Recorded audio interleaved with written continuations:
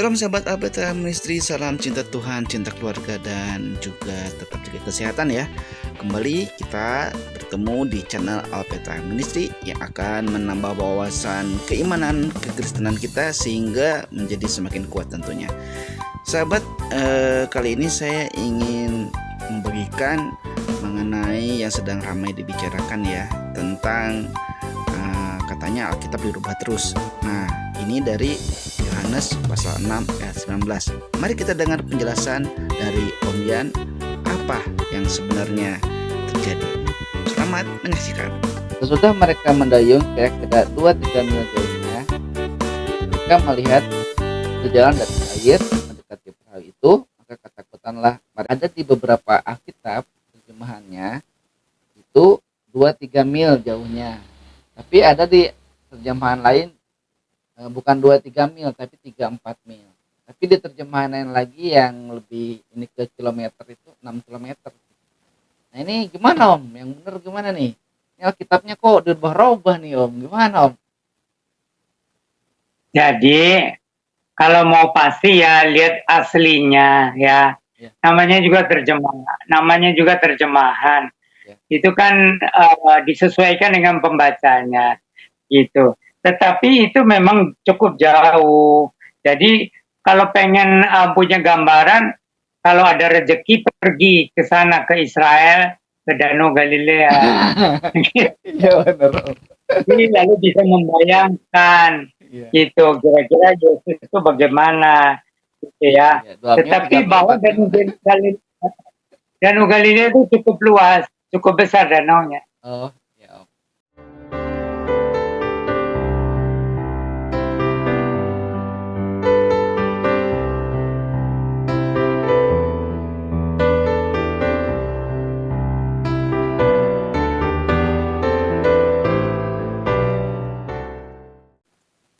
Sebetulnya ketakutan terbesar dari manusia itu apa Om? Dan bagaimana Tuhan bisa bilang aku ini jangan Adam dan Hawa jatuh dalam dosa, takut kepada hukuman Tuhan ya. Tapi sesudah itu ketakutan itu merembet ke mana?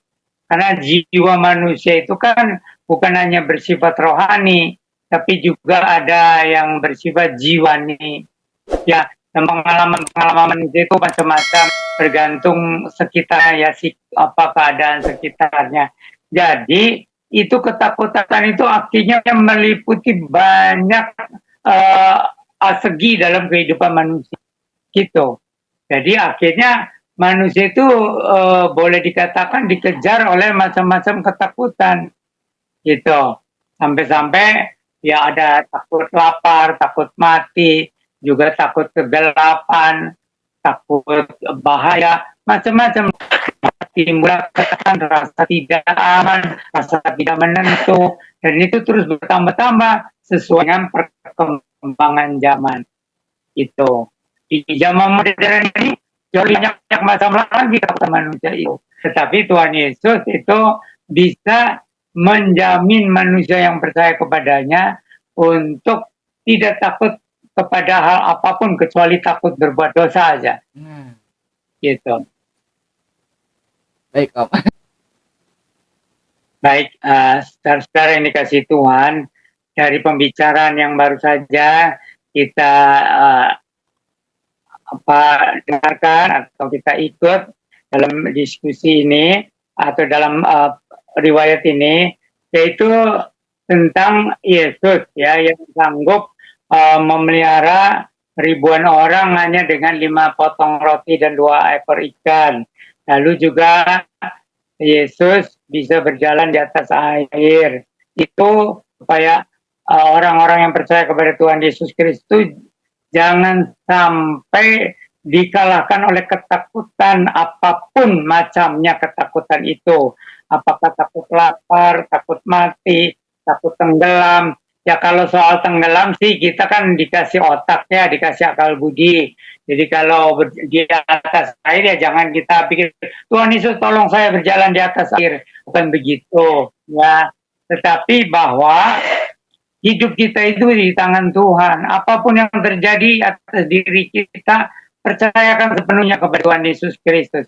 Kalau sudah waktunya kita meninggal, nggak jadi masalah. Apakah kita mati di dalam keadaan karena sudah tidak ada lagi bahan makanan di seluruh dunia misalnya, atau karena kita tenggelam, tidak apa, mati juga kan ke sorga, gitu. Tapi kalau Tuhan yang masih mempunyai rencana di dalam kehidupan kita, tidak satupun yang bisa menyebabkan kita mati, gitu. Kalau bukan waktunya Tuhan, gitu ya. Nah, jadi baik soal ekonomi, baik soal mara bahaya, yakinlah hidup kita ini ada di dalam tangan Tuhan Yesus Kristus dan tidak ada rencana Tuhan Yesus yang gagal. Tidak ada rencana Tuhan yang gagal. Dulu perjumpaan kita. Salam cinta Tuhan, cinta keluarga, dan jaga kesehatan. Shalom, Maranatha.